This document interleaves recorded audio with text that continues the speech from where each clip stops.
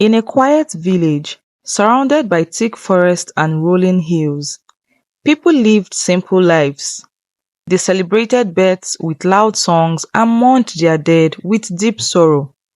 But there was one thing that made this village different from others. At every funeral, a strange woman appeared. She wore a white wedding dress, clean and untouched by dust.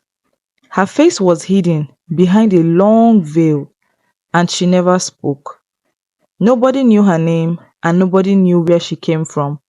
Yet she was always there, standing at the back, watching in silence. The villagers whispered about her. Some said she was a ghost, a lost bride waiting for her groom. Others believed she was a spirit that carried the souls of the dead to the afterlife. No one had ever seen her outside of a funeral. She never walked in the marketplace, never joined in village meetings, and never spoke to anyone. The elders said she had been coming to funerals for as long as they could remember. Her presence made people uneasy, but no one dared to question her. One day, an old man named Elder Kalu decided to speak up. At the funeral of a young boy who had drowned in the river, she appeared as usual. Elder Kalu, his back bent with age, walked up to her. His hands trembled, but his voice was firm. "Who are you?" he asked. The woman in the wedding dress did not move. She did not answer. She only tilted her head slightly, as if listening to something far away. Elder Kalu frowned, but before he could speak again, she turned and disappeared into mist. The villagers gasped. They had never seen her leave before the funeral ended. A young girl named Ada, curious and brave, ran after her. She followed the woman through the winding paths of the village, past the river and deep into the forest. The trees grew thicker and the air became colder. Suddenly the woman stopped. Ada hid behind a tree and watched. The woman knelt before a small grave covered in white roses. She placed her hands on the soil and whispered words Ada could not hear. The next day, Ada told Elder Kalu what she had seen. The old man listened carefully, rubbing his chin. "A grave covered in white roses?" He murmured, "I have never seen such a thing in this village." He decided to gather the other elders. They would search the forest and find the truth about the woman. At sunrise, a group of men walked into the woods, carrying sticks for protection. Ada led them to the place where she had seen the woman, but when they arrived, the grave was gone. The villagers were shocked. "How can a grave disappear?" one man whispered. "Perhaps the spirits moved it," another said. Elder Kalu did not believe in spirits. He believed in things he could see and touch. "We must find her," he said. "We must know who she is." That evening, when another funeral took place, they watched her closely. When the last prayer was said, the woman turned and walked away. Elder Kalu and others followed carefully, not to make a sound. They followed her deep into the forest, walking for what felt like hours. The woman never looked back. She walked with slow, steady steps, as if she knew exactly where she was going. The villagers began to whisper amongst themselves. "Where is she taking us? What if we never find our way back?" Elder Kalu told them to be quiet. They had come too far to turn back now. Finally, the woman stopped in front of an old crumbling house covered in vines. The house looked abandoned. Its windows were broken and the door hung open, creaking in the wind. The woman stepped inside. Elder Kalu hesitated, then followed. The others stayed outside. They were too afraid to enter. Inside, the house was dark, but the smell of flowers filled the air. Candles burned in the corners, casting shadows on the walls. The woman walked to a table covered in white cloth. On it lay a single wedding ring and a yellowed piece of paper. Elder Kalu picked up the paper and read. The words written in shaky handwriting. "To my dearest love, I would wait for you even beyond death." His heart pounded. He looked at the woman. Is this your house? He asked. She did not answer, but for the first time she lifted her veil. Elder Kalu gasped. Her face was pale, almost colorless, but beautiful in a sad way. Her eyes were deep and dark, filled with endless sorrow. Tears rolled down her cheeks. He never came, she whispered. Her voice was soft, barely louder than the wind. He promised to marry me, but he never came. Elder Kalu felt a chill run down his spine. Who? He asked. Who was he?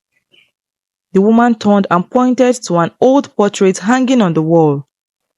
Elder Kalu stepped closer, his breath caught beneath his throat. He knew that face. It was Elder Nwanfo, a man who had died years ago. Elder Kalu stumbled back. Elder Nwanfo? He was a married man. He had children.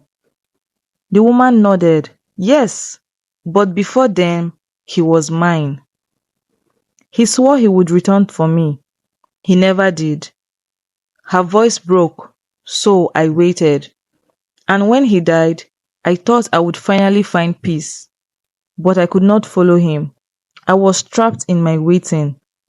She turned to Elder Kalu, her dark eyes filled with pain. I am still waiting. Elder Kalu felt cold. He suddenly understood. She was neither a ghost nor a spirit. She was a soul left behind, chained by a love that never fulfilled its promise. You don't have to wait anymore, he said gently. He is gone. You must let go. The woman shook her head. I do not know how. She took a step back, her wedding dress flowing like mist. I will wait until he comes for me. And with that, she vanished into the darkness. Elder Kalu stood frozen in the abandoned house, the scent of flowers still lingering in the air. He turned to the others who had peeked inside but were too afraid to enter. Did you see her? He asked. The men shook their heads. We saw no one of them whispered. Elder Kalu's heart pounded. Had she truly vanished, or had she only revealed herself to him? He looked at the wedding ring on the table and the words on the paper. She is still waiting, he murmured. That night, Elder Kalu could not sleep. He sat outside his hut staring at the moon. His thoughts were heavy with the story of the woman in the wedding dress. How long had she waited? How many funerals had she attended, hoping to find peace? He wondered if Elder Nwanfo had ever spoken of her before his death. Perhaps there was someone still alive who knew the truth. The next morning, he made up his mind.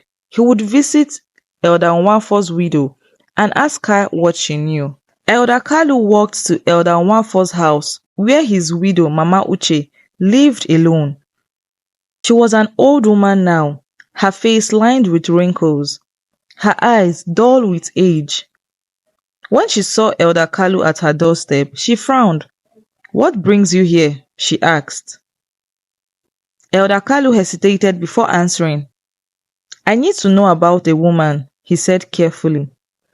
A woman in a wedding dress. Mama Uche stiffened. Her fingers clutched the edge of her wrapper. You shouldn't speak of her, she whispered. She does not belong to this world anymore. Elder Kalu leaned in. You know her, don't you? Mama Uche sighed and sat on a wooden stool. Her name was Nkechi, she said. Many years ago, before I married Nwanfo, she was engaged to him. He loved her, or so she thought.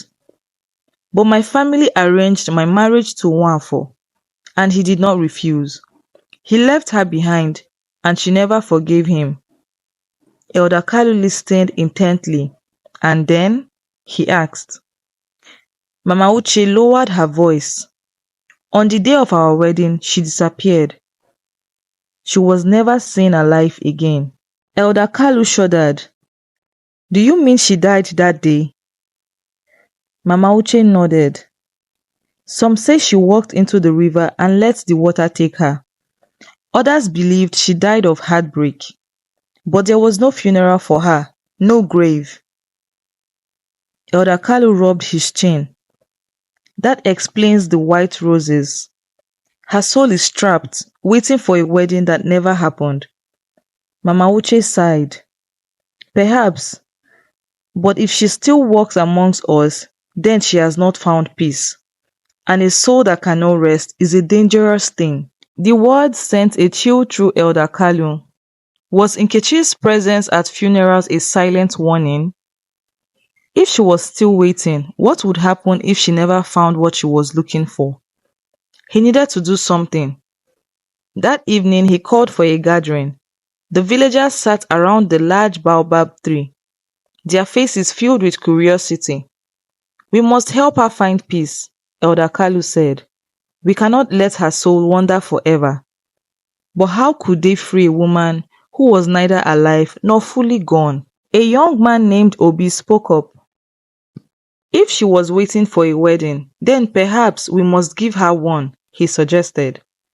The villagers murmured in confusion. A wedding for a ghost? Someone scoffed. That is madness. Elder Kalu raised a hand for silence. Obi may be right, he said.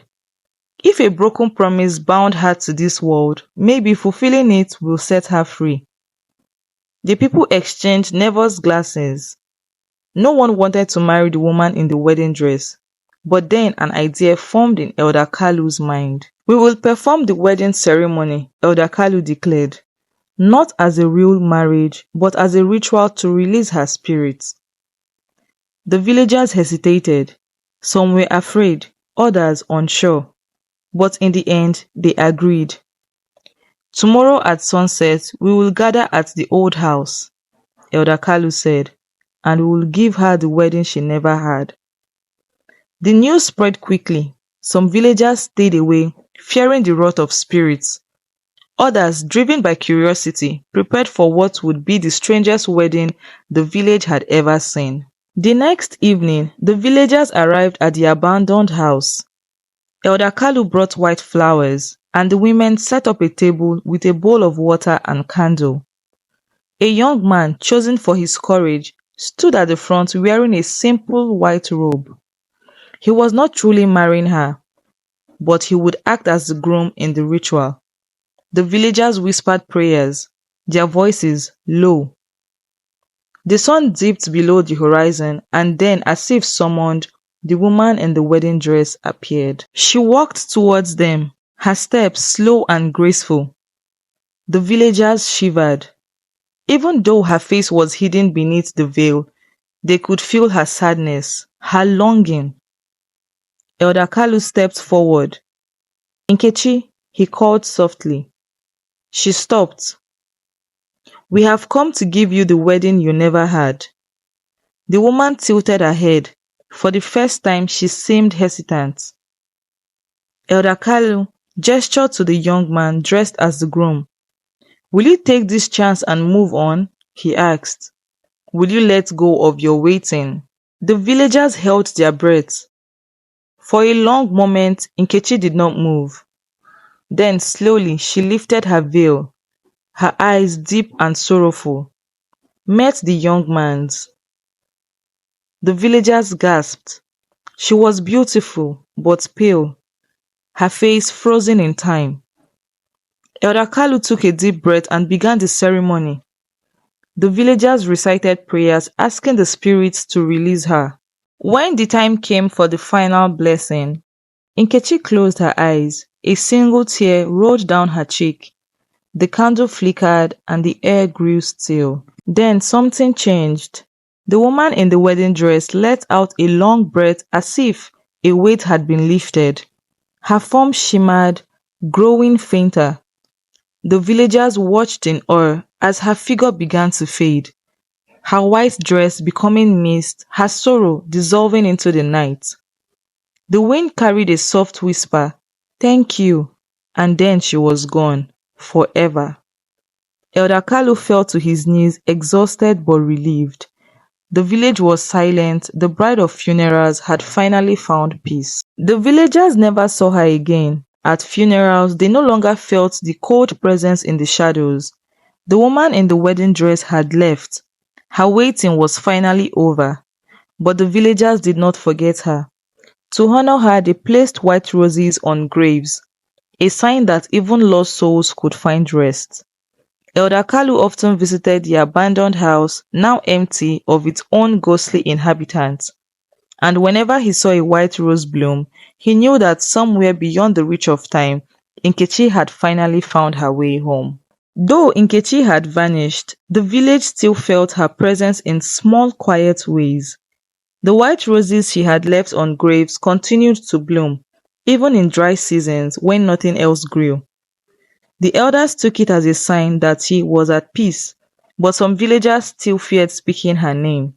What if she returns? A woman asked Elder Kalu one day. He shook his head. She will not return. We gave her what she needed, a farewell she never had. But deep inside, he too wondered if her story had truly ended. Months passed and the villagers slowly stopped looking over their shoulders at funerals. The fear that had gripped them for years had faded. People mourned their dead without expecting to see the ghostly bride standing in the shadows. But even with her gone, whispers of her stories remained.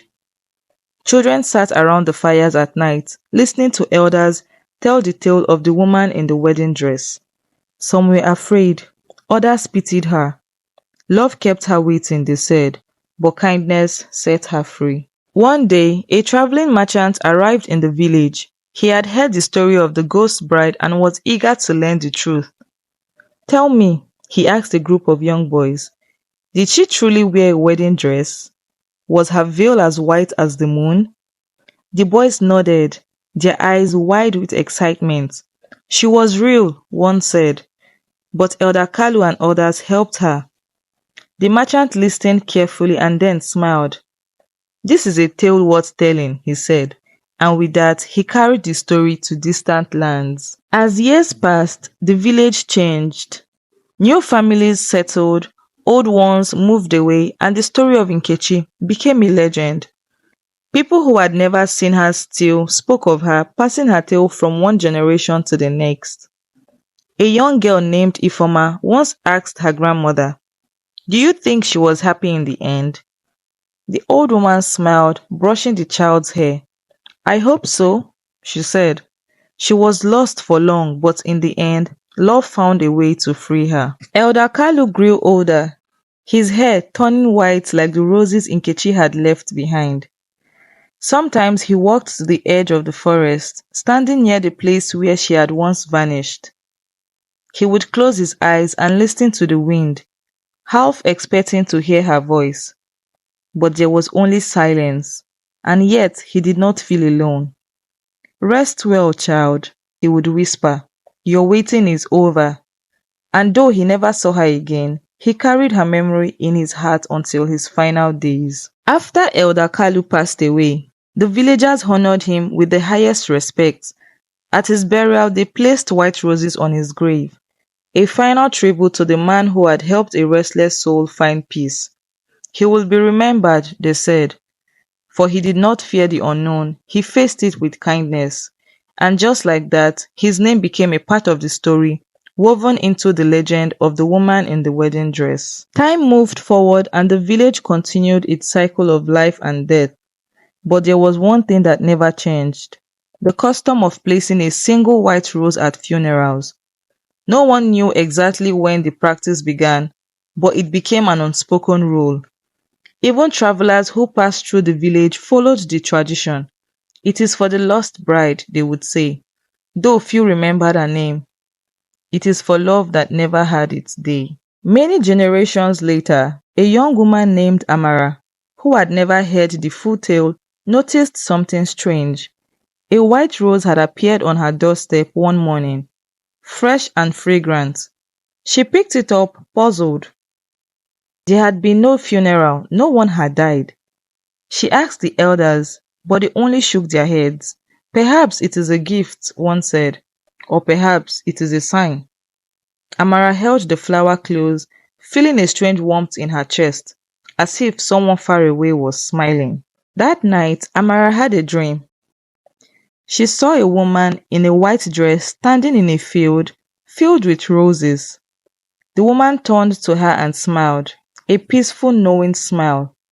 "You do not know me," she said, her voice like a breeze, "but I know you. This village has always been my home, and it will always be." Amara wanted to ask more, but the woman faded into the wind, leaving only the scent of flowers behind. When Amara woke up, she felt strangely light, as if something unseen had touched her soul. She told no one about the dream, but from that day on, she made sure to leave white roses at graves, not just during funerals, but whenever she felt someone needed to be remembered. "Not all love stories are happy," she once told a friend, "but even the saddest ones deserve to be honored." And so the tradition continued, passed down through time. Years later, another traveler stopped in the village. He noticed the white roses at the graves and asked why they were placed there. An old woman smiled and told him the story of the bride who wore a wedding dress to funerals. She waited for love, the woman said, and even after death, she did not leave until her heart was at peace. The traveler listened, nodding. "A sad tale," he said, "but also a beautiful one." And he carried the story forward so it would never be forgotten. The village changed with time. Mud houses became stone homes, old paths turned into roads, and people lived modern lives. But even in the new world, at every funeral, a white rose was always placed near the grave. Some people no longer knew why they did it, only that it was important. A young boy once asked his mother, "Why do we put a rose there?" She smiled softly. "For someone who waited too long," she said, "and for those who must learn to let go." Though her name faded into legend, Nkechi's story remained. She had walked in sorrow, but she had never been forgotten. She had waited in silence, but in the end, the village had spoken for her. Some say love truly never dies, and perhaps that was true for her. She had loved so deeply that even time could not erase her pain. But in the kindness of those who remembered her love became something else, not loss, but remembrance. One evening, as the sun set over the village, a strong wind blew through the trees. The villagers looked up, feeling a strange warmth in the air, as if someone unseen had walked among them. And then, as the wind settled, they noticed something unusual. White roses had appeared, scattered across the village square, fresh and full of life. No one knew where they had come from, but the elders only smiled. "She is at peace," they whispered, "and love, even in sorrow, will always remain." And so the story of the woman in the wedding dress lived on, not as a tale of fear, but as a lesson in love, longing, and the kindness that sets the souls free. She had waited for years, lost between life and death, but in the end, she had found her way home. And though no one saw her again, the white roses continued to bloom, as if to remind the world that love, no matter how lost, will always find its way back to the heart that remembers. Thank you so much for watching. If you got to this point, please give this video a thumbs up. If you haven't subscribed yet to my YouTube channel, do well to subscribe and turn on post notifications so you get notified when I post more interesting content like this. Leave a comment in the comment section. Let me know your thoughts about this video. If you haven't gone through my page yet, do well to go through my page. I have more interesting content as well. See you guys in my next video. Bye.